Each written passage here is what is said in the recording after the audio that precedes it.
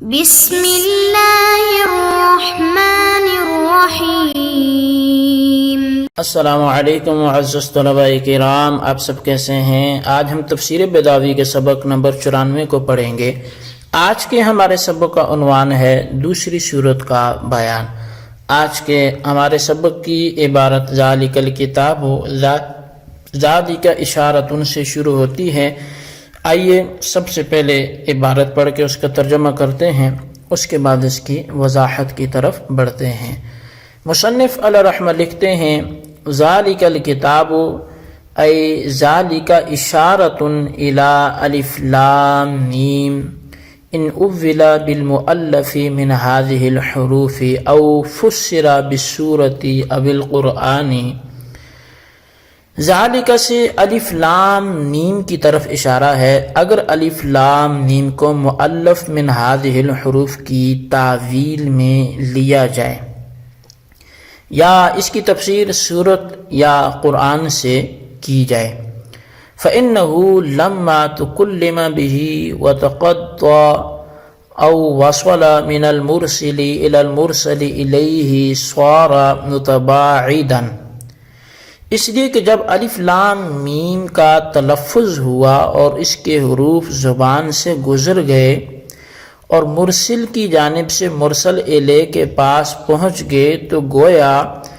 وہ دور جا پہنچے۔ او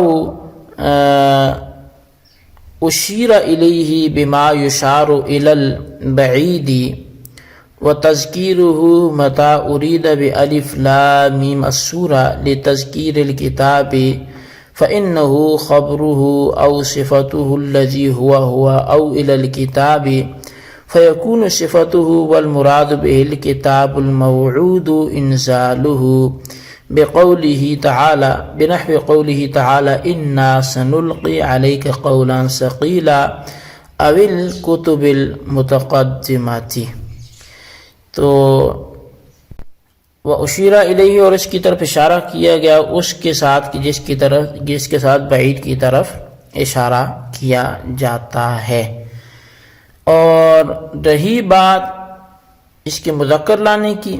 تو جب الف لام میم سے صورت مراد لی جائے تو ذالکہ کو مذکر لانا اس لیے ہوگا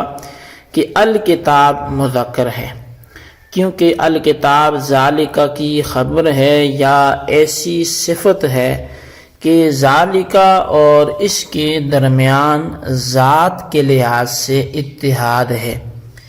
یا ذالکہ سے اشارہ ہے الکتاب کی طرف، دنی صورت کے الکتاب ذالکہ کی صفت ہوگی اور اس سے وہ کتاب مراد ہوگی جس کے نازل کرنے کا وعدہ اللہ تعالیٰ نے اپنے فرمان انا سنلقی علیک قولا ثقیلا سے کیا، اور اس جیسے دوسرے ارشادات میں کیا، یا جس کے نازل کرنے کا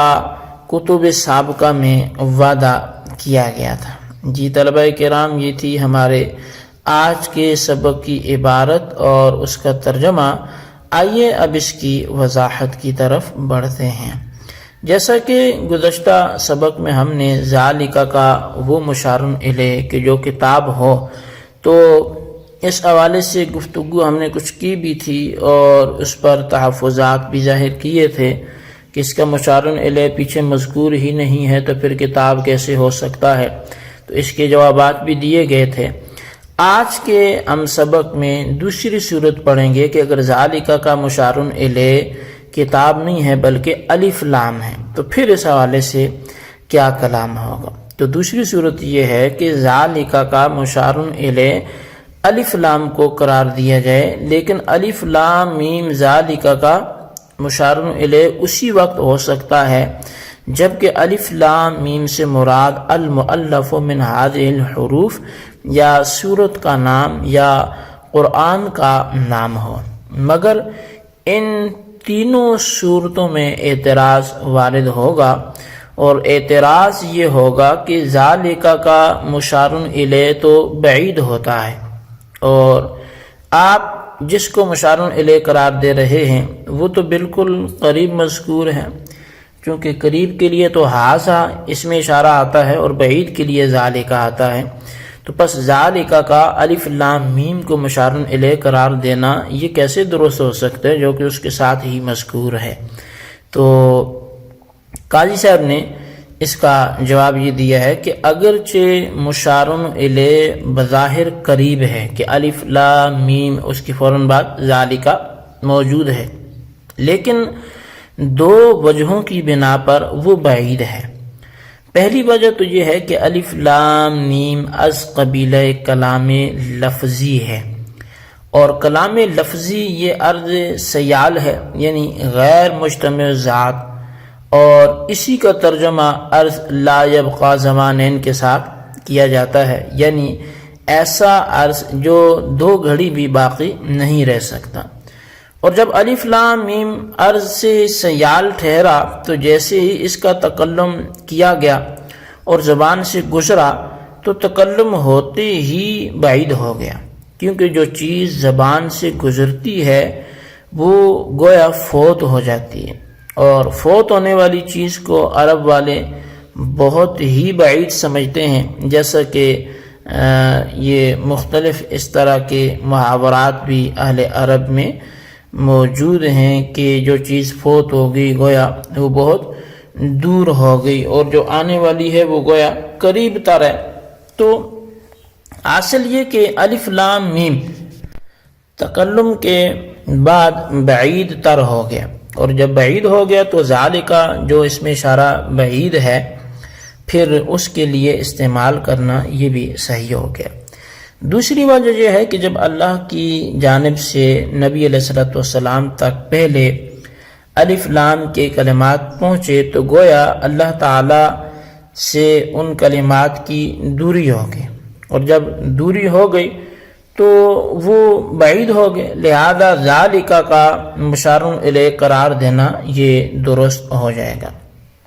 اچھا، علامہ سکاکی نے ذالک کو استعمال کرنے کی ایک دوسری وجہ بھی بیان کی ہے۔ انہوں نے کہا کہ الف لام میم جو ذالک کا مشار الیہ ہے اگرچہ یہ لفظوں میں قریب ہے مگر رتبتاً بعید ہے، اور رتبتاً بعید اس لیے ہے کہ یہ اشرف چیزوں کا مادہ ترکیب ہے، یعنی اللہ تعالیٰ کے اسماء اور اس کے صفات اور کتب آسمانی انہی جیسے حروف سے مرکب ہیں،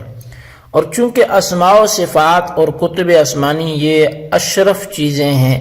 لہٰذا ان کا مادہ ترکیبی بھی اشرف ہوگا اور رتبہ کے اعتبار سے بالا تر ہوگا۔ تو لیکن اس بود رتبی کو بود مکانی کے منزلہ میں مان لیا گیا، پھر اس ذالک اس میں اشارہ کو جو بود مکانی کے لیے استعمال ہوتا ہے ذکر کر دیا گیا۔ اب اس کے حاصل یہ کہ وہ بلند شان والے کلمات الف لام میم، تو یہاں جو ہے وہ بلندی ہے، رتبہ اس سے دور کا مقام، دور کا رتبہ، بلند رتبہ اس سے مراد ہوگا۔ اچھا، الف لام کو اس میں صورت قرار دینے کی صورت میں دو اعتراض ہیں۔ اول یہ ہے کہ صورت مؤنث ہے لہذا الف لام میم جو اس کا اسم ہے وہ بھی مؤنث ہوگا، اور مؤنث کے لیے اس میں اشارہ تو تل کا استعمال ہوتا ہے لہذا ذالک کے بجائے تل کا استعمال کرنا چاہیے۔ دوسرا اعتراض یہ کہ صورت جز ہے اور کتاب کل ہے، اور کل کا حمل جز پر نہیں ہوتا لہذا الکتاب کا حمل الف لام میم پر جس سے مراد صورت ہے کیسے درست ہو سکتا ہے؟ تو پہلے اعتراض کے دو جواب ہیں۔ قاضی صاحب کے جواب کا حاصل یہ ہے کہ جب اس میں اشارہ دائر ہو اپنے مشار الیہ اور خبر یا صفت کے درمیان، اور خبر یا صفت اور اس میں اشارہ کے درمیان ذاتاً و مصداقاً اتحاد ہو، تو تذکیر و تانیث کے اندر خبر و صفت کے لحاظ کیا جاتا ہے، یعنی خبر اور صفت اگر مذکر ہو تو اس میں اشارہ مذکر لایا جاتا ہے، اور اگر خبر و صفت مؤنث ہو تو اس میں اشارہ مؤنث لایا جاتا ہے، جس طرح کہ قرآن پاک کے اندر فلما رأى الشمس بازغة قال هذا ربی میں هذا مذکر اس میں اسی قاعدے کے تحت استعمال ہوا ہے، ورنہ ظاہر تو یہ چاہتا تھا کہ حاض ہی آتا ہے، اس لیے کہ حاضہ کا مشار الیہ شمس اور شمس مؤنث منوی ہے، لہذا اس کے لیے اس میں اشارہ بھی مؤنث آنا چاہیے تھا، مگر چونکہ قاعدہ مذکورہ کے تحت حاضہ کی خبر لفظ ربی مذکر تھی، اس لیے حاضہ کو مذکر لایا گیا۔ پس ذالک الکتاب میں بھی یہی قاعدہ جاری ہوا ہے، یعنی الکتاب جو کہ ذالک کی خبر یا اس کی صفت ہے، چونکہ مذکر ہے اس لیے ذالک مذکر لایا گیا۔ دوسرا جواب یہ کہ ہم آپ کے اعتراض کو تسلیم ہی نہیں کرتے، اس لیے کہ الف لام میم مؤنث اس وقت میں ہوتا ہے جبکہ اس سے مراد کل کتاب ہے، لہذا یہ اطلاق الجز اور ارادہ کل کی قبیل سے ہے۔ جب کل کتاب مراد ہے تو کل کتاب کا حمل الف لام پر وہ درست ہے، تو کیونکہ کل کا حمل کل پر یہ جائز ہوتا ہے، یا یہ کہا جائے کہ الکتاب جو کل ہے اس سے بعض کتاب یعنی سورت مراد لہذا یہ اطلاق الکل و ارادۃ الجز کے قبیلہ سے ہوا، اور جب بعض کتاب مراد ہے تو پھر الکتاب کا حمل الف لام میم بمعنی سورت پر صحیح ہے۔ جی طلبہ کرام، یہ تھی ہمارے آج کے سبق کی عبارت، ترجمہ، اس کی وضاحت، اس کو اچھی طرح سمجھیں، اس کے خلاصے کو اپنے رجسٹر پر ضرور لکھیں، بالخصوص ان سوالات کے جوابات دیں۔ سوال نمبر 1 یہ ہے کہ یہ مرسل اور مرسل الیہ کا ذکر سبق میں ہوا، یہ کس حوالے سے ہوا، اس کی وضاحت کریں۔ اور سوال نمبر 2 یہ ہے کہ الف لام میم اگر مرجع ہے تو یہ تو مؤنث کی ہوگا اور اس کا اسم اشارہ بھی مؤنث ہونا چاہیے، تو آپ کیا دفاع کریں گے، جو آپ تحریر کریں۔ اللہ تبارک و تعالیٰ سے دعا ہے جو کچھ ہم نے پڑھا سنوں سے یاد رکھنے کی توفیق نصیب فرمائے، آمین بجاہ النبی الامین صلی اللہ علیہ وسلم۔